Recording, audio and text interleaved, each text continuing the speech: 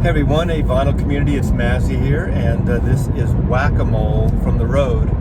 The actual whack of the mole will be in the record room, but I'm announcing Whack-A-Mole number 94. This is the vaccine edition, because I'm heading to get vaccine number 1 during the pandemic of 2020-21. So I'll be back with some record showings after this. Take care. Wish me luck. Wish all of us luck.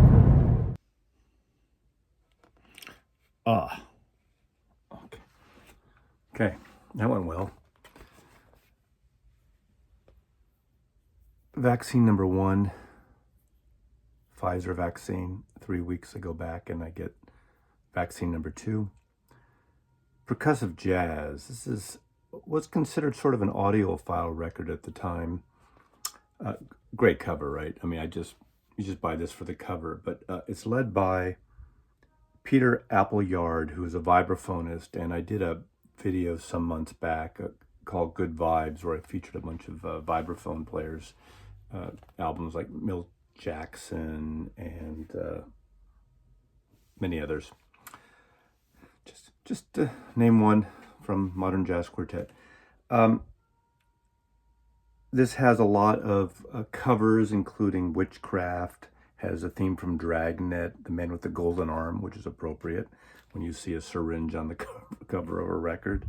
Mambo, Tenderly, theme from, or actually Mac the Knife, also a Kurt Weill song. So just wanted to show this as a representative of, hopefully, I should have shown a Cure record after this, but we'll see how it goes. We're hoping that this really helps the world, these vaccines. So hopefully you're next and you'll be able to get your vaccine. I highly recommend it. No issues at all. I heard the second one carries more of a bit of a big bang, of a wallop.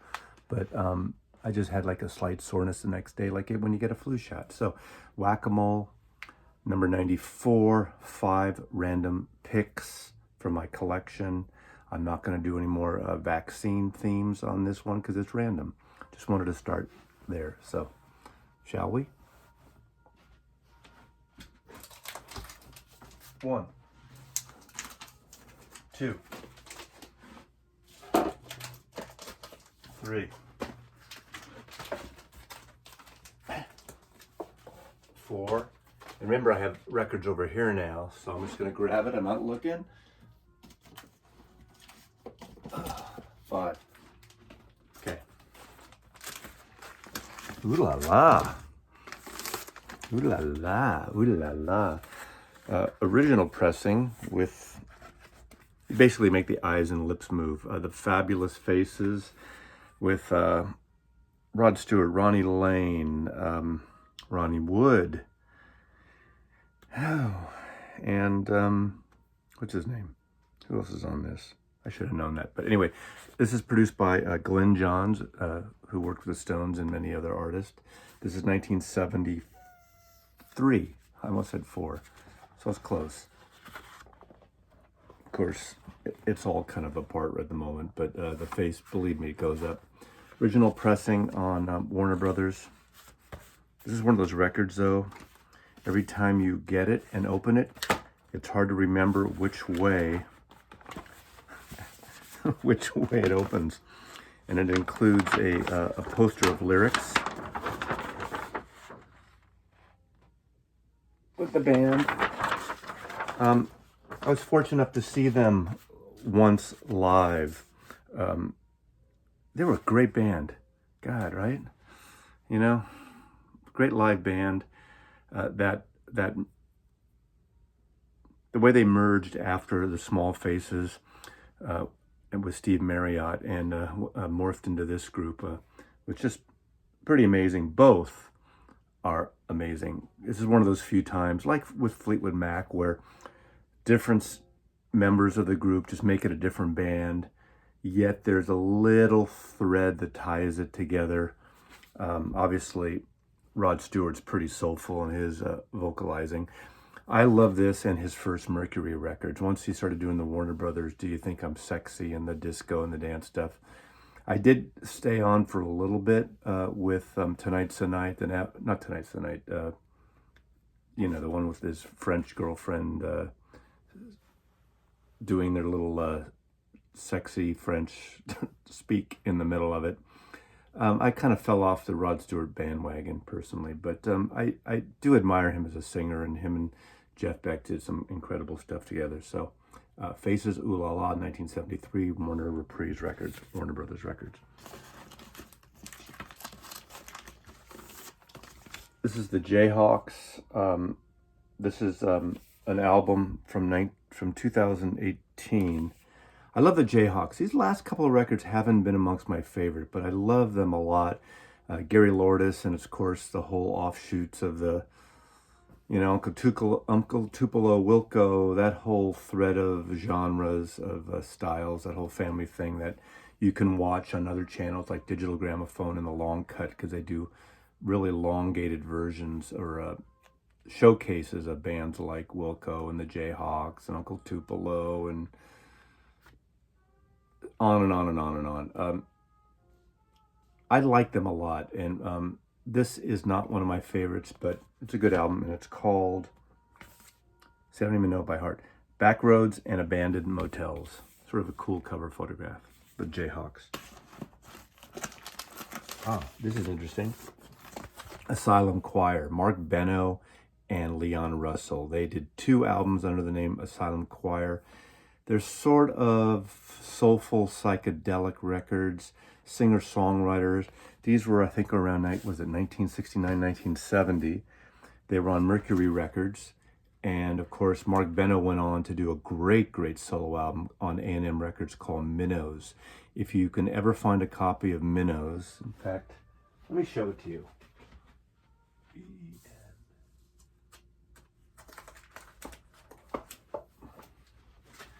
This is a highly recommended singer-songwriter album. I think it's from 1971 or 2. Mark Benno, Minnows. He was half the duo with Leon Russell.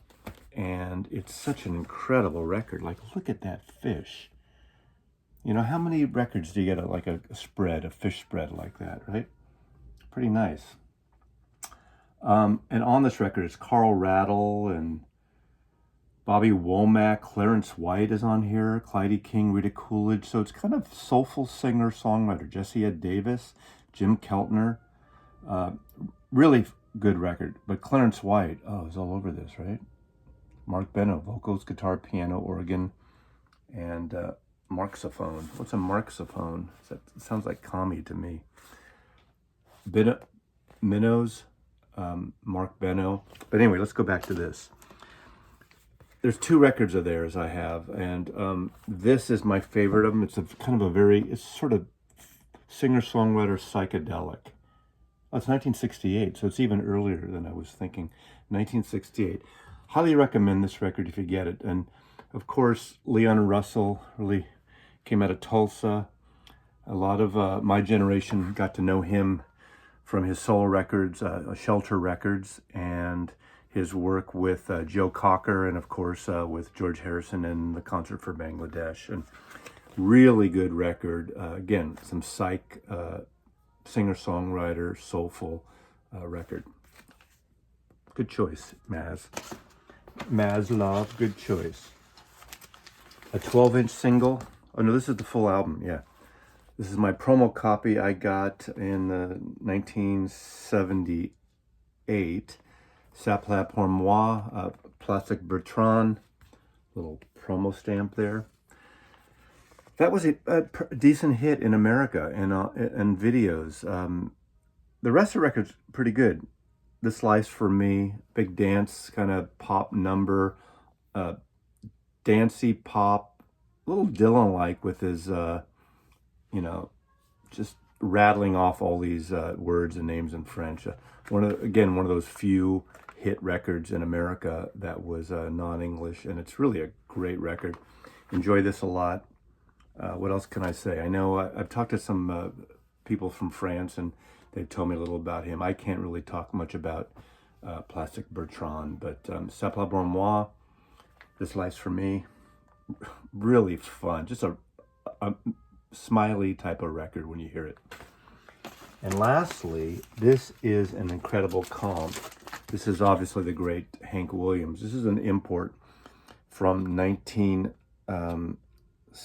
in the 70s. This originally came out, MGM Double UK. I used to have this record, then I got rid of it in my purge, and my buddy Coleman was up here, and we were in some record store doing some digging, and he saw this, and he put it in my hand. He says, "You need this. This is the best sounding of these records, of the Hank Williams records." You know, Hank Williams stuff has been repackaged and packaged and everything else.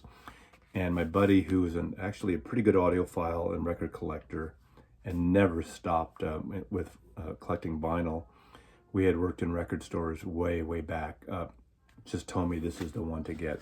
It's a double record set, has some great liner notes, but the great Hank Williams, everybody needs a Hank Williams record in their collection. And from my point of view and from my buddy Coleman, we suggest you find this record on MGM Records out of London, manufactured in the UK by Polydor. Probably from the late 1970s, this was pressed and issued. So that's the vaccine edition of Whack-A-Mole number 94. See you next time. Mazzy loves you. Stay healthy. Get your vaccine when you can.